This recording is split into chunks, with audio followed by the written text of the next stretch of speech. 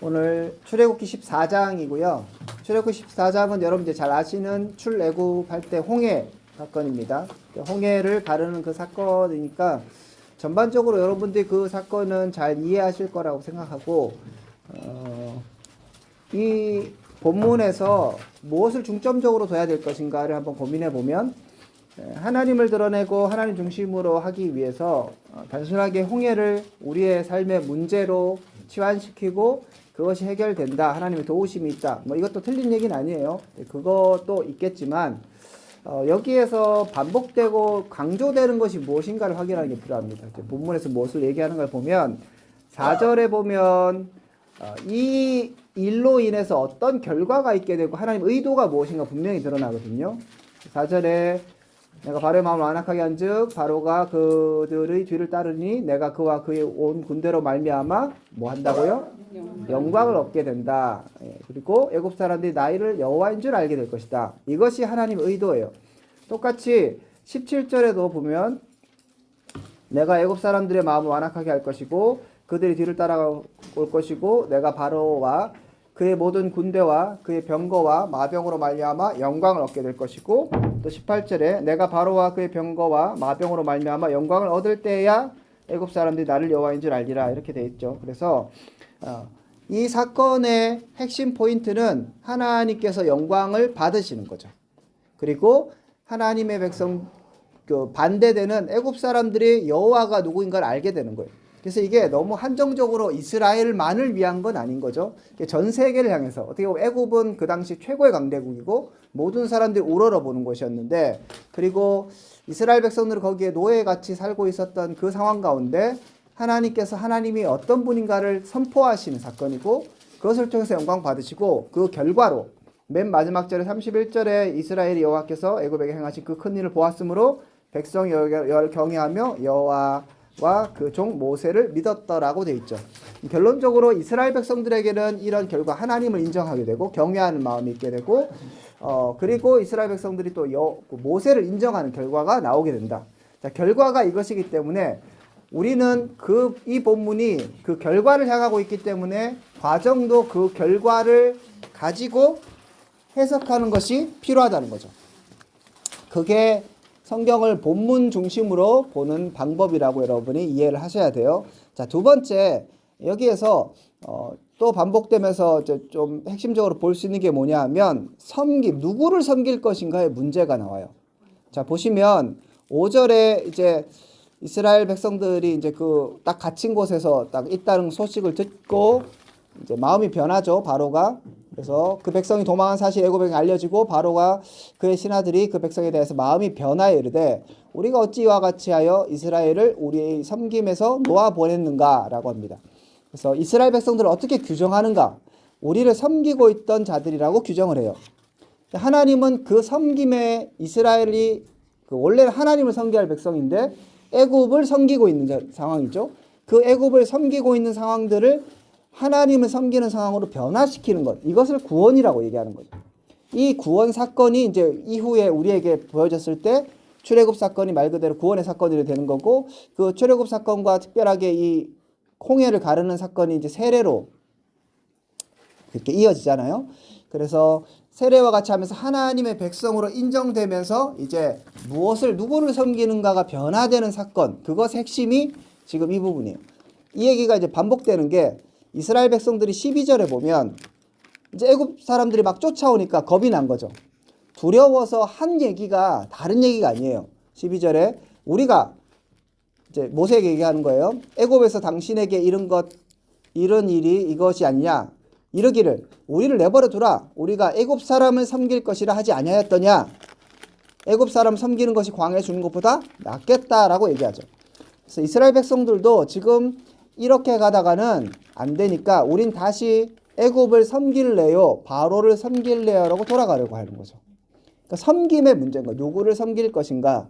이스라엘 백성들이 애굽을 섬겼다가 이제 바꾸어서 하나님을 섬겨야 되고, 그 하나님을 섬겨야 되는데 아까 얘기했던 큰 그림에서 하나님의 영광이 드러나고 하나님이 누구인가를 알게 되는 사건인데 그걸 아직 경험하지 못한 거죠.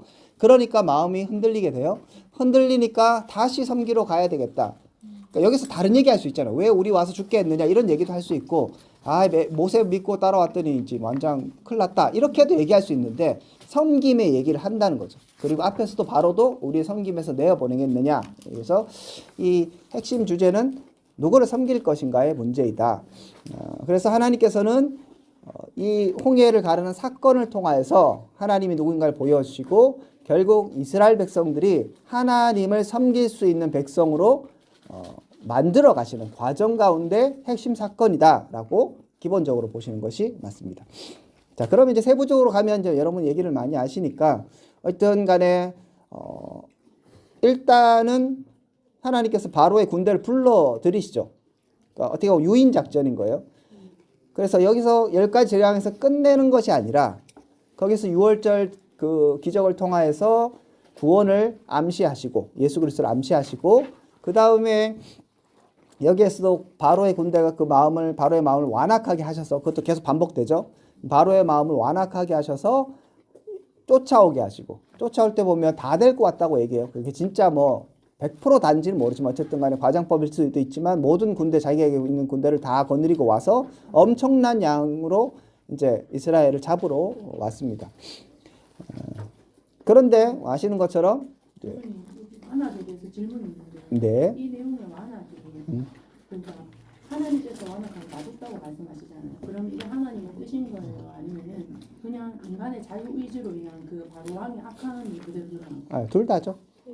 하나님은 로마서에 얘기하는 거 그대로 내버려 두면 완악하게 되는 거죠. 그러니까 인간이 마음을 완악하게 하는 건 굉장히 문제인데 인간은 원래 악하기 때문에 그렇게 가요. 하나님의 돌보심이 없으면 자연스럽게 가는 것이 완악하게 되는 것이죠. 그래서 이제 완악하게 되었고 쫓아옵니다. 쫓아와서 이게 좀 웃긴 게 쫓아왔을 때 지난주에도 얘기했던 것처럼 원래 앞서가던 하나님의 사자가 뒤로 가서 딱 막잖아요. 더 이상 못 쫓아오게 구름 기둥이 딱 가서 막거든요. 여러분 같으면 어떠세요? 기적이 일어났잖아요. 이미 자기가 더 이상 진행할 수 없다. 그러면 도망가는 게 당연한 거잖아요. 이거 아니구나. 그리고 10가지 재앙을 이미 봤잖아요. 그러니까 야 여기 쫓아갔는데도 이게 아니구나 싶으면 돌아가야 되는 게 정상적이에요. 근데 이게 끝까지 안 돌아가고 있네. 이게 얼마나 인간이 두 가지예요. 하나님의 유인책이 확실한 거죠. 그럼에도 불구하고 저거 바닷길인데 저기는 우리가 조금만 노력하면 갈 수 있을 거라고 생각하는 거죠. 잡을 수 있을 거라고 생각하는 거죠. 두 번째, 인간이 이렇게 악한 거예요. 그리고 이렇게 무지한 거예요. 그래서 뭐 시편에도 나오잖아요. 하나님께서 비우신다고 해서 군왕들이 허사를 경영하는 거 하면서 뭘 하나님께서 하하하 비우시신다. 이게 지네들이 똑똑한 것 같고 엄청난 군사력이 있으니까 조금만 더 가면 저거 잡을 수 있을 것 같고 될 것 같지만 판단을 해보면 야 여호와의 신 하나님께서 이렇게 막고 계시면 거기에서 딱 돌아가는 게 정상적이었죠. 그러니까 사람이 완악해지고 비정상으로 생각하기 시작하면 옆에 사람들이 봤을 때 너무 이게 어이없는 일인데 그렇게 가는 거죠. 무서운 거예요. 하나님의 인도를 받지 못하면 인간이 잘 사는 것 같고 똑똑한 것 같지만 이렇게 이상한 일을 하게 돼 있어요. 조심하시라. 하여튼 하나님의 유인 작전으로 확실하게 끌고 오셔서 그러니까 홍해 가르는 것도 대단하지만 그걸 쫓아오는 모든 군대를 수장시키는 그것들을 보면서 나중에 보면 그 시체를 보았다고 얘기하잖아요. 그래서 한 놈도 살리지 않고 완전히 다 죽여서 괴멸시켜서 애굽을 거의 초토화시키는 이 작업을 통해서 앞에서 얘기했던 하나님 영광을 드러내시고 애굽 사람들에게 이 하나님 건드렸다면 큰일 나겠구나. 이스라엘 백성들에게는 하나님을 정말 신뢰할 분이구나. 뭐 나중에 되면 또 마음이 바뀌긴 하지만 자 그렇게 되는 것을 볼 수 있습니다. 인간의 이 악함, 이 지혜 있는 것 같지만 지혜 없음. 앞에 보면 판단 다 했거든요. 쟤네들 막다른 골목에 있으니까 이제 가면 되겠다 했는데 아니었다는 것이죠. 자 그리고 이제 여기서 또 하나 강조되는 게 뭐냐면 홍해를 가를 때 가르는 것에 있어서 제가 뭐 예전에 수업 시간에서 자주 얘기했지만 가르는 건 한 방에 갈라진 게 아니잖아요. 바람이 불어서 반나절 동안 밤새도록 바람이 불어서 이렇게 물을 흩트린 거예요. 모세 영화처럼 이렇게 팍 갈라진 게 아니에요.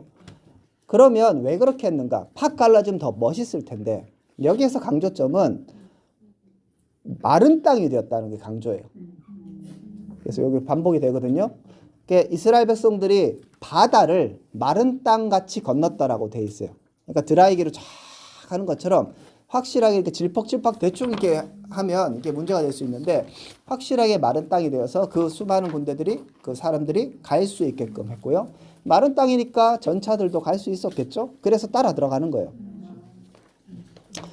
그래서 이스라엘 백성들이 확실하게 편안하게 하나님의 역사를 볼 수 있도록 그러니까 마른 땅으로 행한다는 것이 이 물에서 그냥 물이 없어졌다의 차원이 아니라 완전히 마른 땅이 되어서 이스라엘이 확실하게 건너가고 편안하게 건너가고 완전하게 건너갈 수 있게 되는 것까지 만들어 놓으시는 것을 여기서 또 강조하고 있습니다. 그래서 하나님의 기적이 그냥 물이 갈라진 것의 이상이다. 또 한편으로 생각해 보면 시간이 걸렸잖아요. 그리고 그 뒤에 이제 군대들이 쫓아오는 상황 물론 막고 있지만 이스라엘 백성들이 패닉이 되어서 막 우리 지금 다시 섬기러 갈래? 모세 너는 왜 그랬니? 막 이런 얘기들을 이제 하는 것의 상황들을 만들어 가시는 거잖아요, 사실은. 그죠? 팍 가를 수도 있고, 팍 갈라서도 뭐 마른 땅이 되게 또 하실 수 있죠. 그렇지만 물이 서서히 갈라지게 하셔서 발을 동동 구르면서 빨리 가야 되는데 저기는 지금 막 있고, 뭐 군대들이 여러분 한번 생각해 보십시오. 쫓아왔는데 조용히 있겠어요? 저놈들 하면서 하고 뭐 병거가 600걸 하니까 말소리 하며 뭐 군대 그 소리 막 전열을 가다듬으면서 조금만 기다려라 요 구름만 거치면 간다 막 그런 얘기들 들으면서 얼마나 공포심이 있겠어요. 그런 이제 패닉을 느끼게 하시는 거죠. 좀 짓궂으세요. 그러니까 진짜 바닥까지 내려가야 하나님의 구원과 그 돌보심을 더 깊게 경험할 수 있게 됩니다. 하나님께서 그렇게까지 다 만드셔서 유인도 하시고 그 다음에 끌고 들어와서 죽이기도 하시고 그래서 구원도 베풀게 하시고 이렇게 하나님이 일하신다는 것들을 볼 수 있습니다. 자, 그렇기 때문에 우리는 이 부분을 설교하면서 아까 얘기했던 원래 본문이 갖고 있는 결국 이러한 일들이 하나님의 영광을 위한 것이고 하나님의 영광을 드러내는 것이다.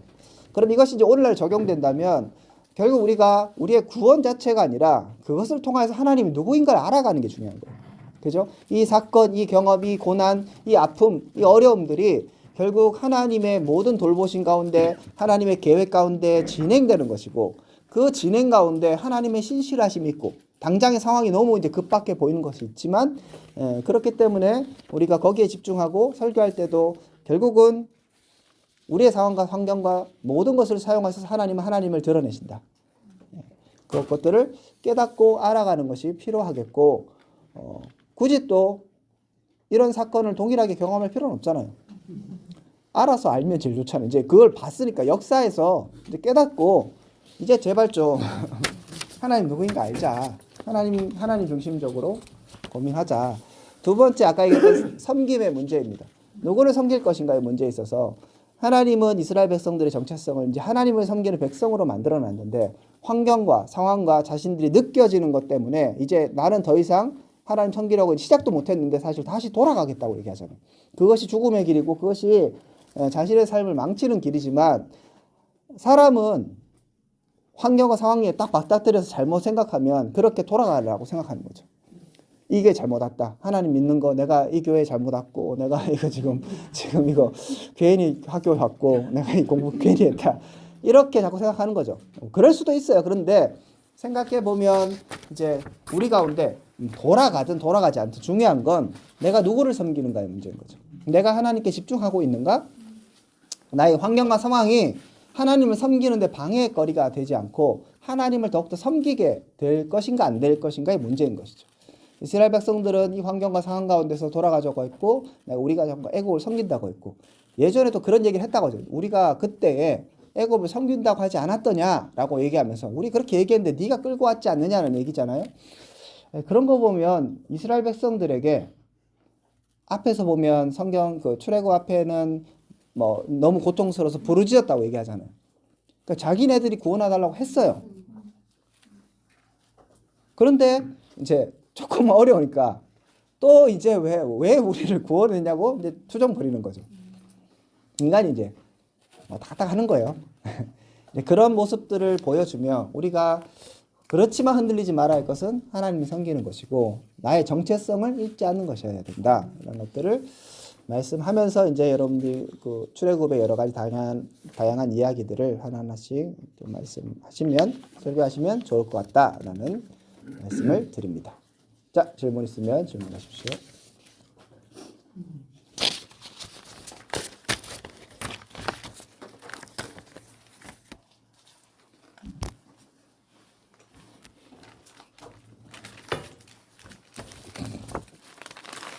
내용이 많아서 딱 압축적으로.